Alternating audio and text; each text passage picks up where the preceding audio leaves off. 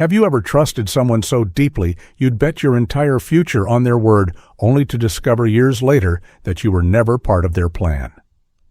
My name is Luis. I'm 48. For the past decade, I've worked as a mechanical welder in Japan. Long hours, dangerous conditions, but it was worth it because everything I earned, I sent home to Peru, to my wife, Mariela, to build a life together, a dream. Until one rainy morning in Osaka during my coffee break, my phone vibrated. A message from Mariela. I've moved on. Don't contact me again. It's better this way. Attached was a photo of her in Paris clinging to a man half my age, a man I'd never seen. My money, my sacrifices written all over their smiles. No call, no warning, just a message. While I was welding steel 10,000 kilometers away, she was starting a new life with someone else, using everything I gave her. I didn't scream. I didn't even reply. I just looked at the screen and said to myself, not like this. And then I got to work. If you've ever been betrayed in silence, stay with me. Like, comment, subscribe, and I'll show you how quiet men return stronger. Looking back, I realized the cracks had been forming long before that message ever arrived. At the time, they felt like harmless oversights. Little things you ignore when you're tired, when you're too far away to check, and when your heart is still believing the best about someone. It began with the video calls. We used to speak almost every night after my shifts. Even with the time difference between Japan and Peru, she'd wait for me. But over the past year, her availability started shrinking. I'm tired, she'd say, or the connection is bad. Calls became short, then rare. Eventually, just texts. I told myself it was normal. People get busy. But deep down, something tightened in my chest. Then there was the French. One day she said she'd started learning the language online just for fun. It sounded innocent. But then she mentioned she might want to travel to Europe someday, maybe even study or work there. I asked her why. We'd always talked about starting a business in Lima. She said dreams change. At first I let it go, but when I reviewed our joint bank account, things started to shift. There were expenses I didn't recognize, digital subscriptions, Western Union transfers to cities I'd never heard her mention. I brought it up casually. She told me not to worry. It's just for my cousin's hospital bills, she said. You know how hard things are here. I wanted to believe her. After all, I wasn't there. I had no proof, only instincts. I'd been working 16-hour shifts on shipyards and industrial sites, breaking my back to send money home, always trusting that she was using it wisely, that it was for our future. One night she sent me a selfie. She was wearing a jacket I'd never seen before, designer brand subtle logo on the zipper. In the background, the architecture looked European, not Peruvian. I asked her, "Where are you?" She replied, "Visiting my aunt in Arequipa." That's when I knew she was lying. I've worked in detail-driven environments my whole life. I see patterns. I notice what's missing. That weekend I stopped sleeping well. I started checking our account every morning before work. Transactions appeared, hotel bookings, flights, restaurants. All under her name. None of it made sense. She said she was at home struggling, but the numbers told a different story. They were building a trail. Still, I said nothing. I didn't accuse her. I didn't demand answers. I just started collecting screenshots, PDFs of our monthly statements. Every little thing that didn't match what she was saying. Sometimes when you're too close to someone, your heart refuses to believe what your eyes can clearly see. But I've learned that truth doesn't knock. It just sits there quietly in the data, waiting to be seen. And I was finally ready to look. I met Mariela 13 years ago on a bus heading to the outskirts of Lima. I had just finished my welding certification, and she was carrying a sketch pad on her lap, doodling flowers, while the city buzzed around us. She smiled when I looked her way, unapologetically radiant. That smile stayed with me for days. I found her again a week later by accident or fate in a corner bookstore. We started talking. 2 months later, we were inseparable. Back then, I had no money, just dreams. But I was honest. I told her I planned to work overseas as soon as I could, that I wanted to build a future, not just for myself, but for someone who believed in me. She said, I don't need riches, just loyalty. We got married the following year in a quiet ceremony. No fancy dress, no big party, just her parents, my brothers, and a rented suit that didn't quite fit me. We didn't even go on a honeymoon. 2 weeks later, I boarded a flight to Japan. I still remember the tears in her eyes at the airport. "Come back whole," she said. "I'll wait." And wait she did at first. I worked brutal hours welding on construction projects in Yokohama and Osaka. I shared a tiny room with 4 other men, cooked cheap noodles, and sent nearly every yen I earned back to Mariella. Over time, we paid off her parents' debts. She moved into a small apartment in Lima. I felt proud, like every sleepless night was worth it. We talked constantly in those early years. She'd send me voice notes talking about the plants she bought, the dishes she cooked, the business ideas she was sketching. She dreamed of opening a small cafe, maybe one that sold Peruvian desserts and handmade crafts. I promised her we'd make it happen. Just a few more years, I told her, and we'll be set. I missed birthdays, anniversaries, Christmases. Each time I asked if she was lonely, she'd say, "Of course, but this is for both of us." That gave me strength. I took on weekend shifts, worked holidays, volunteered for overtime. I wasn't just sending money, I was sending my time, my health, my youth. Every deposit I made into our joint account was an offering to a shared dream. When I wired funds for her to take cooking classes, she told me she was building our future. When she said she needed help fixing the bathroom, I paid without question. When she asked for a new laptop for design work, I bought the best model I could afford. There was never a part of me that doubted her. That was my mistake, because behind that trust was a dangerous truth. I was the one building the life. She was just living in it. And slowly, silently, the life I thought we were shaping together had started to take a different form, one I wasn't a part of. But I didn't know that yet. Back then, I was still dreaming, still proud, still working for a woman who said she would wait, and a future I thought we both believed in. The truth is, I didn't just give her my money, I gave her my purpose, and when she walked away, she didn't just leave me. She took the foundation of everything I'd built. But some things can be rebuilt, and some betrayals carry a debt. It wasn't one moment that broke me. It was a slow erosion like rust eating through steel, day by day, unnoticed until something snaps. The silence had grown wider between us. Our calls became routines, not connections. She'd answer with distracted eyes, her camera often turned off. I used to hear city sounds in the background, vendors, buses, the familiar chaos of Lima. Lately it was quiet. Too quiet, like she wasn't even there. Then came the money. A few months before the message, I noticed a $700 withdrawal from our joint account. I thought it was a mistake. I asked Mariella. It was for my niece's school tuition, she said. Fair enough. But the next week it was $1, $200, a dental emergency. Then $980 for my uncle's medicine. The stories changed, but the numbers stayed high. I told myself not to panic. After all, wasn't this why I worked so hard to provide for her, for the people she loved? But inside, something began to tighten. I was trained to spot inconsistencies. Welding teaches you to look for hairline fractures before they collapse a structure. That habit never left me. So I started tracking, quietly.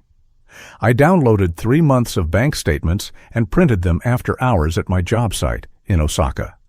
I highlighted every expense I couldn't verify. Western Union wires to Madrid. Airbnb stays in Barcelona. Online luxury brands with shipping addresses I didn't recognize. I didn't confront her. I didn't want to fight. I wanted clarity. I started cross-checking her Instagram posts, her texts, her excuses. I began noticing contradictions. She said she was sick, but she was tagged in a rooftop party photo the same day. Said she was visiting her aunt in Trujillo, yet the account showed her geotagged in Paris, laughing beneath the Eiffel Tower. Still, I told myself maybe I was wrong. Maybe she had reasons. But doubt is a quiet predator. It doesn't leap, it circles. It makes you question every memory, every truth. Then one day she messaged me at 3 a.m., Japan time. "Can you send another $2,000? It's urgent. No explanation, No call, just a demand. I didn't reply immediately. I just looked at the screen, then at the Excel file I'd made with every questionable expense. By then, the total had surpassed $30,000. That was nearly a year of my labor. I typed, "What is it for?" She replied 2 hours later. "It's complicated." That was all. From that point, something hardened in me. I didn't tell her, but I opened a new account and had my next paycheck routed there instead. I changed my online banking password. I called my sister in Lima and asked her if she'd heard from Mariela. There was a pause on the line. "She's been traveling a lot," my sister said carefully. I thanked her, hung up, sat on the edge of my bed and stared at the wall for a long time. That night I couldn't sleep, not from anger, but from clarity. The feeling when every scattered piece starts to align, when the story someone's been feeding you dissolves into raw numbers, when silence isn't peace, it's concealment. It was no longer about trust, it was about truth. And the truth had started screaming from the statements I had printed item by item, lie by lie. It was no longer a question of if she was hiding something, it was just a matter of how far it went. The confirmation didn't come through a confession. It came through a friend of a friend, one of those coworkers who scrolls social media during lunch and isn't afraid to say what others won't. "Hey, Luis, is this your wife?" He turned his phone around. I stared at the screen. It was Mariela, no doubt, in a red dress I'd never seen, with her hair done the way she always reserved for special occasions. She was standing in front of a cathedral in Seville, Spain, one hand on her hip, the other hand wrapped around the waist of a tall, tan man who couldn't have been more than 25. They were smiling, beaming. It wasn't just a photo, it was a statement, and the caption beneath it said everything. Sometimes you have to let go of the past to find what truly makes you feel alive. No tags, no mention of me, just likes. Dozens of them, friends, strangers, hearts and fire emojis. I didn't react. I just said, "Yeah, that's her," and walked away. That night in my tiny shared apartment, I scrolled through her profile. She had blocked me, of course, but the internet has holes, and I found her second account, public, full of travel posts, London, Barcelona, Venice, always with him. He was in almost every photo, holding her hand, kissing her cheek, wearing designer watches and button-down shirts that I knew I hadn't paid for. But I had.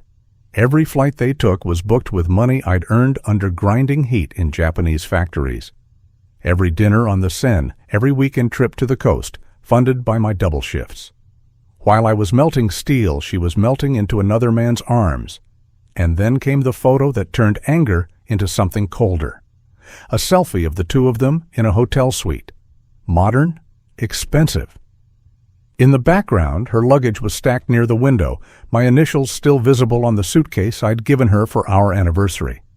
That's when the betrayal became physical, tangible, real. I returned to my spreadsheet this time, not just highlighting transactions, but matching them to photos. Dinner in Milan, $214 charge at Osteria Francescana. Matching outfits in Amsterdam, $670 charge from a boutique in De Negen Straatjes. Hotel suite in Valencia, $120 from our joint credit card. There was a pattern. There was a timeline. And it all pointed to one fact: she had never paused to feel guilty. This wasn't a mistake or a lapse in judgment. It was a strategy.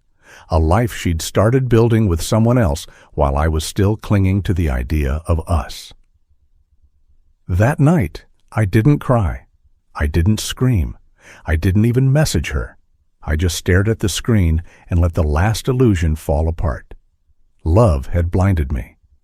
But numbers told the truth, and now I was going to use them to take everything back. I had reached a point where emotion had no more room to expand. The betrayal had spoken for itself. What remained was not rage, but calculation. For 13 years I had lived for a woman I thought I knew. Now I would fight to protect the life she thought she could destroy. Quietly, legally, precisely. The next morning before my shift, I went to a 24-hour internet cafe in Osaka. I opened a private browser window and typed in Best Divorce Attorney, Lima, Peru, Hidden Assets. I wasn't looking for a fight. I was looking for someone who knew how to win one.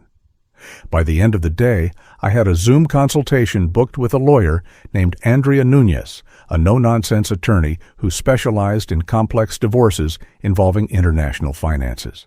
I uploaded all the files I'd been collecting: bank statements, screenshots, social posts, receipts. She didn't flinch. "This is good," she said, "but we'll need more. If she's used marital funds to sustain a relationship, we can go after her. But we need to prove intent and timing. Are you ready for that?" "I've been ready," I said.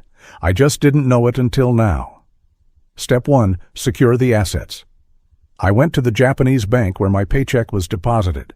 I opened a personal account, in my name only removed auto transfers to the joint Peruvian account, and set up new credentials. Step 2.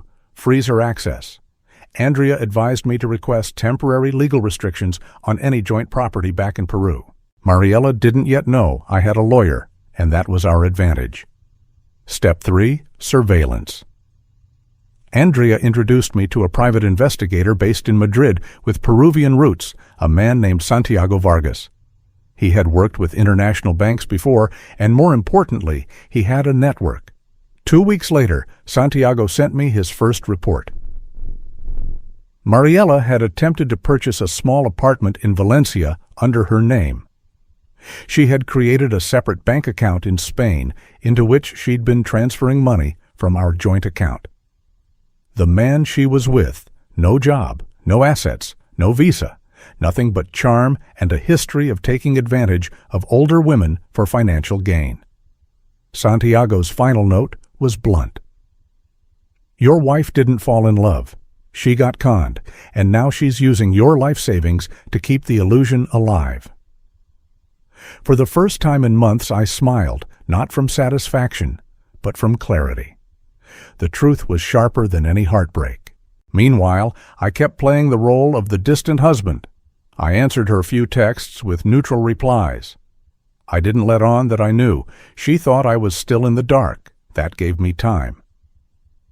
Andrea filed for a financial misconduct motion in Lima. We initiated a request to freeze property transfers and to prepare a formal demand for restitution. We also began preparing for defamation charges once we confirmed rumors that she'd told relatives I was controlling and neglectful. But the key was patience. Strategy isn't about making noise, it's about positioning. And Mariela had positioned herself for a fall she didn't see coming. She thought I would crumble under the weight of betrayal. But I'd spent a lifetime holding steel together. Now I was learning how to dismantle it, one calculated move at a time. Santiago's next report didn't just confirm my suspicions, it unraveled a second betrayal, one far deeper than infidelity. This wasn't just about a wife falling out of love. It was about a life built on calculated lies and a woman who had quietly turned our marriage into a financial operation. He had followed the money trail from Lima to Madrid, to a small town outside of Valencia. From there, he located a digital paper trail, emails, transfers, private messages between Mariela and her so-called boyfriend. His name was Andres Ledesma, a failed dance instructor from Caracas. No official job, no income, no real future, just charm, flattery, and a history of jumping from one woman's wallet to the next. But what shook me most wasn't who he was, it was what she had shared with him. Santiago forwarded me copies of their emails translated from Spanish and Portuguese. One of them read, "He still doesn't know anything. His money is steady. Once the apartment goes through, I'll be free." Another message laid out in cold calculation. He has about $48,000 in retirement savings, a little more in his Japan account. Once I convince him to co-sign the purchase, we're done. She had sent this from our shared email address. My name was used like a credit line.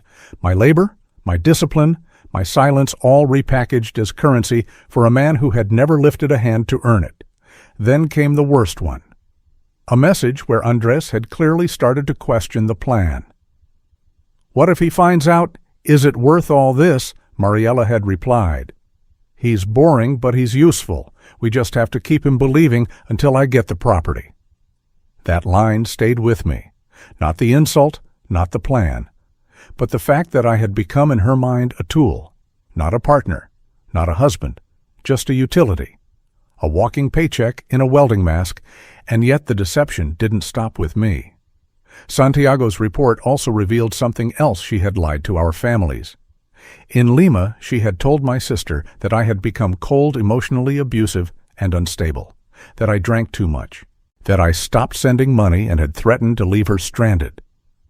My own blood had started to believe it, not because they'd seen it, but because she had framed the narrative, slowly, subtly, the kind of emotional manipulation that only works when you're not around to defend yourself. But now I had proof, dates, transactions, screenshots, and voice recordings, a web of deceit so tightly woven that any false move would collapse it. And that's exactly what I intended to trigger. Andrea was ecstatic.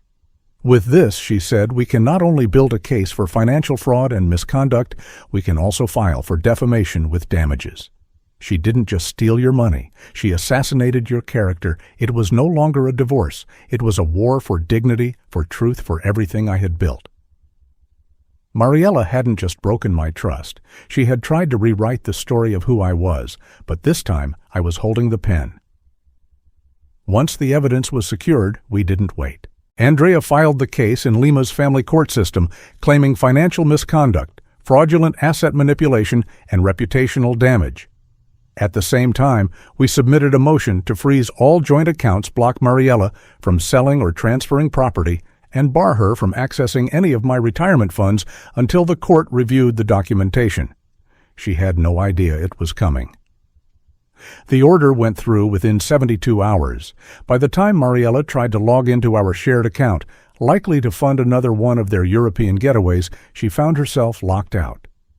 The bank flagged unusual international activity, and the Peru-Japan banking compliance system triggered an alert. Every dollar left under my name was now protected. Santiago, working quietly from Spain, submitted a secondary report to Interpol's Financial Crimes Division listing suspicious cross-border transfers under false pretenses. Because Mariela had declared those wires as medical family emergencies, she was now facing questions about international fraud, not just a messy divorce. Meanwhile, back in Lima, Andrea launched a formal discovery process to force Mariela's cooperation. Court orders were sent to the Spanish bank where she opened her new account. We demanded transparency, transaction histories, property filings, travel records. The goal wasn't just to get my money back, it was to dismantle the illusion she had built. Mariela's silence ended 2 weeks later. She called. Not with an apology, those come when people feel guilt. No, hers came with panic. Luis, I don't understand what's going on. Why is the account frozen? Why is there a notice on the apartment? I let her speak. Let the lies pour out one more time. This has gone too far, she said. We can talk. You don't need lawyers. I waited until she finished. Then I answered, You're right. We don't need lawyers. You do. And I hung up. From there, everything moved quickly. The court appointed a financial arbitrator.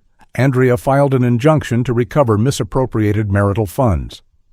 A forensic accountant confirmed what we already knew. Mariela had spent over $42,000 from our shared accounts on personal travel luxury items and expenses, clearly unrelated to the marriage.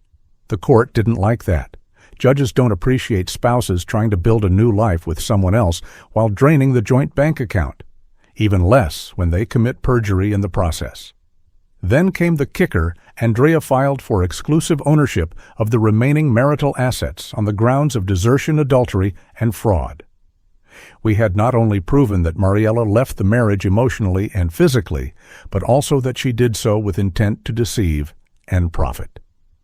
The court froze the pending sale of the apartment in Spain. Interpol followed up with inquiries. And just like that, the game flipped. She had planned to leave me broke, embarrassed, and forgotten. But instead, she now faced the one force more relentless than betrayal, the law backed by truth. And I was just getting started. It was a Thursday night in Osaka just after midnight when my phone lit up again. This time it wasn't a text, it was a call, a number from Spain. I stared at it for a second. I already knew who it was. "Luis," she said as soon as I answered. Her voice was sharp at first, almost accusatory. "What are you doing? Why is everything frozen? The apartment deal is falling apart." I said nothing. I just let her speak. "You can't block me from our accounts. That money is mine too. I have rights." I finally responded, calm and measured. "You had rights. You gave them up the day you started wiring my salary to another man." Silence. "That's not fair. You don't understand. I understand more than you think. I've seen the emails, Mariela, the transfers, the apartment contract, the photos, the calculations. I know about Andres. I know everything." Her voice cracked. "It wasn't supposed to be like this. I just wanted to feel alive again. I didn't mean to hurt you like this. I didn't yell. I didn't insult her. I simply said, 'You didn't mean to hurt me? You meant to take everything while hoping I wouldn't notice.' Then came the shift, the panic, the fear. 'We can fix this, Luis. We don't need to drag lawyers into this. I'll walk away from the apartment. Just unfreeze the account. We can divide everything peacefully.' I let her speak until she ran out of air. Then I said, 'It's already being divided. By the court. You'll get your share what's fair under the law. Minus what you stole.' She started crying. I could hear it, real or not, I didn't care. 'I don't have that kind of money, Luis.' 'I know,' I said. 'That's why the court is taking it from what's left. You'll live with the rest.' She tried again, softer this time. 'Please, let's not end this in court.' I paused, not because I had doubts, but because I wanted her to hear it clearly. 'We ended the day you chose someone else. This is just the paperwork.' Then I hung up, and for the first time in years, the silence that followed felt peaceful. 3 months later, I stood in a courtroom in Lima, not as a broken man, but as a man who had learned how to stand back up with purpose. The trial didn't last long. The evidence spoke louder than either of us ever could. Bank statements, transfer logs, photos, messages. Her own words printed and translated. The judge barely asked questions. He simply flipped through the files, frowned deeply, and gave his ruling Mariela would receive nothing from the divorce. She had forfeited her claim to the apartment in Lima. She was ordered to pay $36,000 in restitution for marital funds misused, and she was legally barred from attempting to transfer or claim any remaining property tied to my name either in Peru or abroad. Her boyfriend never showed up to the proceedings. By then, he'd already vanished from her photos and her life. Santiago had confirmed that once the accounts were frozen and the credit cards stopped working, Andres disappeared without a word. Just like that, she was alone. I didn't celebrate. I didn't smile. I signed the last of the paperwork, thanked Andrea, and walked out into the sun. 2 weeks later, I moved into a small apartment in Yokohama. Nothing fancy, 1 bedroom, a desk, and a second-hand sofa. But it was mine. No shared passwords, no hidden withdrawals, no lies in the walls. I still worked at the shipyard, but with a new schedule. I'd turned down weekend shifts. I spent more time at the local library, started cooking my own food again, and wrote long emails to my mother, real ones. She had cried when she heard what happened, but she also said something that stayed with me. "You gave someone a future. She tried to sell it. Now it's yours again." Every month I received an automatic deposit from the restitution agreement. She paid what she could, barely enough to matter. But I didn't care. The real payment was knowing that I had taken back control of my life. She lost everything she tried to steal. And I found something I hadn't felt in years. Peace. No revenge. No gloating. Just peace. The kind that can't be bought or begged for. Only rebuilt. One decision at a time. Some betrayals don't end with shouting or broken glass. Some end in silence after the truth has had its say. What happened between Luis and Mariela is more than a personal story. It's a lesson in what happens when love is given blindly and trust isn't protected by clarity. Long-distance marriages are built not only on loyalty, but on transparency. And financial infidelity, often overlooked, can be just as devastating as emotional betrayal. Luis didn't win because he got revenge. He won because he chose strategy over reaction, truth over impulse. He documented. He waited. He acted when it mattered most. In the end, justice didn't roar.